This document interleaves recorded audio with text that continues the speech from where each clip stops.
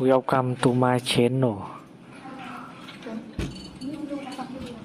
Try to hear the latest story. I spotted my girlfriend being unfaithful right outside a pub the previous evening. I didn't shout or make a fuss. I simply snapped a picture, headed back home, and forwarded it to her folks with the message. Figured you'd want to know what your daughter's getting into. Her name is Aaliyah. For 3 years, she meant everything to me. We created a home in the house I owned outright, a spot I'd slaved through overtime shifts for ages to buy. The initial 2 years felt solid, or so I believed. But over this past year, things shifted. Aaliyah landed a position at an upscale advisory company, and all of a sudden, our setup wasn't sufficient anymore. My buddies were too rowdy, my outfits lacked labels. My role as head technician at a car lot wasn't flashy. She began discussing status, connections, the lifestyle she felt entitled to. I covered the fancy meals, the short getaways, the costly presents she craved, convincing myself it was temporary. I was naive for believing that. It's clear to me now. That evening was meant to be a relaxed one indoors. She claimed she had an obligatory after-hours business meal. Near 10 p.m., my cousin rang me up, needing a boost since his battery was dead. His vehicle was parked at a tavern across town. Not an issue. I snatched my keys and drove over. Once I jump-started his ride, we were chatting in the lot when I noticed her. No way to confuse it.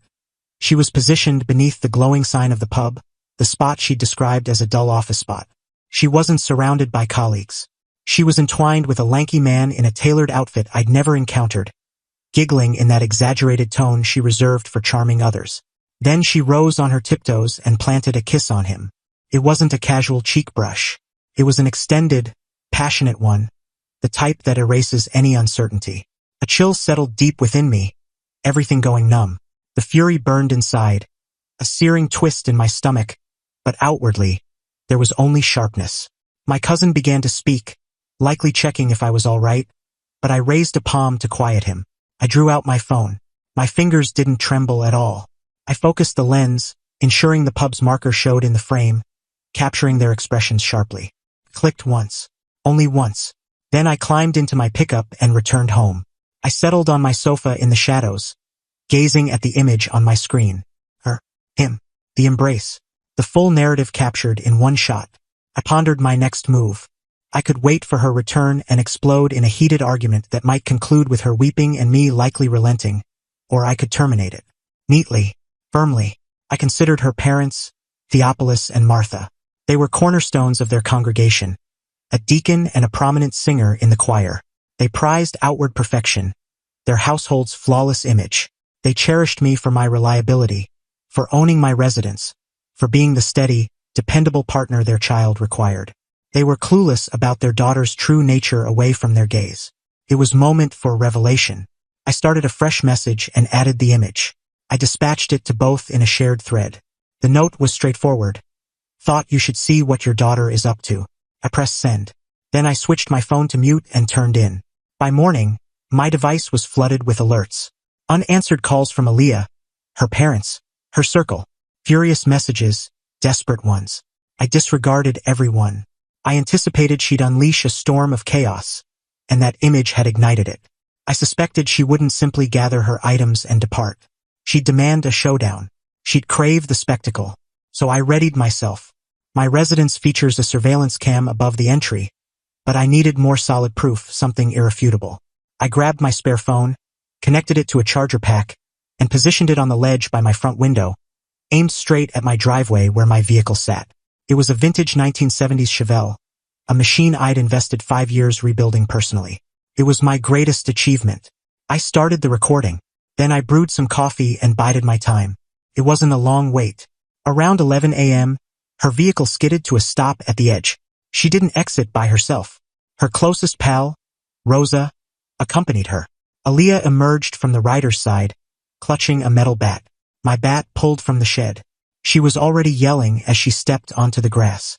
Raw fury. James, come out here, you spineless jerk.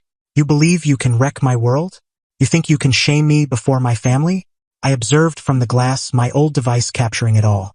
Rosa was spurring her, shouting about how I was a lowly traitor for my actions. Aaliyah strode directly to my Chevelle. No pause. She swung the bat full force into the driver's glass. The crash of breaking shards echoed sharply. She continued. She hammered it repeatedly. Onto the front, creating a huge buckle. On the front glass, fracturing it into a web of cracks. Along the doors, carving deep scratches into the bespoke finish I'd labored months to achieve. She lost control, howling and swearing as she demolished the single item she knew I treasured. Rosa was capturing it on her device, likely for some online triumph. When she finally gasped for air, she hurled the bat onto the yard and charged my door, banging with her hands. You witness what occurs when you cross me, James? You see? That's when I swung open the door. I wasn't armed. I held my phone, connected to emergency services, speaker active so she heard the steady voice. Her expression drained of color. The fire in her gaze turned to sheer terror. Rosa halted, recording instantly. There's a female here who's just performed serious property destruction on my land. I told the operator. She wielded a bat to ruin my automobile. Indeed, it's fully recorded. I spot the patrol vehicle entering my road now. The wail of alerts grew nearer. Aaliyah's frame began to quiver. The bravado evaporated. She appeared as a frightened youth who grasped she'd overstepped. James, no, she murmured, voice breaking. Please stop this. It was an error. I was upset. You weren't upset, Aaliyah, I stated, tone icy and firm. You felt privileged. You assumed you could betray me, and I'd accept it. You figured you could trash my belongings, and face no repercussions. You erred. The cruiser stopped at the curb. 2 cops stepped out, faces stern as they surveyed the damage. The wrecked auto, the bat on the grass, the pair on my steps.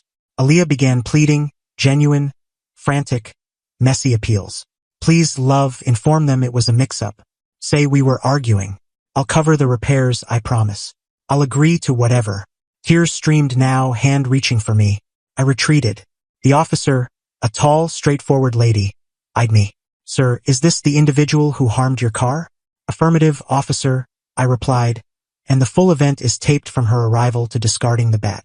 I indicated the device on the sill. That sealed it. Aaliyah's resistance faded entirely. The officer secured her wrists, reciting her rights as she wailed without control. Her pleas as they led her off linger in my mind. She implored them. She implored me. She even implored Rosa, who was swiftly backing away, claiming to the second officer she was uninvolved. As they placed her in the vehicle, she glanced at me once more, face streaked with sorrow. You caused this? She formed with her lips through the glass. I merely shook my head. No, you caused this yourself. Once the cops departed with Aaliyah secured and a report number in my possession, the quiet was profound. I emailed the clip of her outburst to the primary officer immediately. Then I re-entered and at last viewed my phone. It was overwhelmed. Her mom, Martha, had fired off over a dozen notes. Early ones puzzled, then irate, then shocked after evidently talking to Aaliyah. You had no authority to involve us. This is personal. I responded solely with a capture of the incident number. That ended her messages abruptly. Her dad, Theopolis, left one voice note. It blended fury toward me with profound, tired letdown in his child. He seemed like a guy whose ideal reality had crumbled. He concluded, you and Aaliyah are finished. And starting now, so are she and I. He'd disowned her. The parental support was shut down. I passed the afternoon handling the aftermath. I contacted my insurer and initiated the claim for my auto. I summoned a lock expert and replaced every key in the house. Then I began boxing her possessions. I utilized her own luxury suitcases, the ones she boasted about. I folded each gown, each pair of heels, each scent vial. The following days blurred with paperwork and personal sorting. Aaliyah was bailed out, covered by a hesitant Rosa. Her immediate action was launching a defamation drive. Abruptly, shared acquaintances received a twisted tale. In her account, I was the tyrannical, domineering beast. The image to her parents was altered digitally. I'd pushed her to a breakdown, and the auto episode was a frantic plea I viciously used. It could have gained traction if I hadn't anticipated. I stayed silent. I avoided debate. I forwarded one concise update to our shared chat. It was the footage, the unambiguous clip of her in frenzy, systematically wrecking my auto as Rosa urged her. I included no explanation. The recording conveyed it. The backlash was swift and severe. Acquaintances who'd messaged worry now offered regrets. Rosa turned into an outcast, the companion who documented harm rather than intervening. The man from the pub had vanished from Aaliyah upon hearing the mess. He avoided her level of instability. 7 days on, an attorney phoned. He spoke for Aaliyah. He stated she'd arrived to collect her items and they'd pursue claims for mental anguish and her share in the residence. I chuckled. Your client isn't listed on the title, loan, or any bills here, I informed him. She holds no share. Regarding anguish, I possess footage of her felony act on my land. My attorney will contact for a counterclaim on repairs, deductible, and lost value of my vintage auto. Anything further? He paused. My client arrives Saturday at noon for her belongings, he said, confidence waning. All right, I agreed. She'll need law enforcement presence. No entry without. That Saturday marked my final sight of her face-to-face. She appeared with 2 officers and her mom. She avoided my eyes. Her mom attempted a lecture, calling me cruel, but an officer kindly silenced her. I'd stacked Aaliyah's bags in the garage. They transferred them to her mom's vehicle in strained, wretched quiet. As they prepared to go, Aaliyah met my gaze at last. No sobs, no wrath, just a vacant stare. The court fight was brief and lopsided.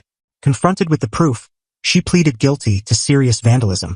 She received 2 years supervised release, a large penalty, required counseling for temper, and mandated full repayment for auto fixes, totaling over $17,000. Her action against me vanished quickly. Last update, she's residing with her parents again. Her father insists she take a store position to reimburse me fully. She forfeited her elite role, her social circle, her standing, and her independence, all for refusing to let her ideal facade crack. She opted for the bat over mature handling. I had my auto restored. It shines like before, but each drive reminds me of that evening. Anger has faded. Only calm remains. I glimpsed her true self, and I responded. I poured a scotch and savored the quiet in my space. It was truly done.